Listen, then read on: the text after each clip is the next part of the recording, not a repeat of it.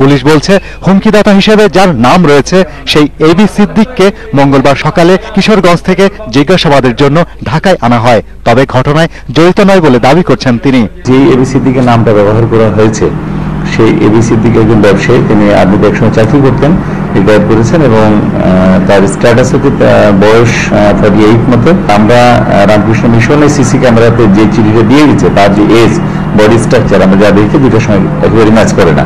AB Siddique কিশোরগঞ্জে একটি তেলের pump ও মাছের ব্যবসা করেন। তার দাবি, এলাকায় ব্যবসায়িক প্রতিদ্বন্দ্বীরা পরিকল্পিতভাবে কয়েক বছর ধরে তার বিরুদ্ধে বিভিন্ন অভিযোগ পুলিশের কাছে দিচ্ছে। এরকম আমার নামে আগেও চিঠি আসছিল, আমাকে ব্যবসায়িক এবং আমার ফ্যামিলি বদনাম করার জন্য এইসব চিঠি আসে। হাতে লেখা চিঠির সঙ্গে আইএসের কোনো সম্পর্ক নেই বলে প্রাথমিকভাবে নিশ্চিত হওয়ার দাবি করেছে পুলিশ। এখানে যে প্যাডটা ব্যবহার করা হয়েছে আপনারা দেখেছেন যে এটা কিন্তু সুস্পষ্টভাবে কিন্তু একটা প্যাড না, এটা কম্পিউটারে করা, উপরে একটা হেডলাইন দিয়েছে মাত্র।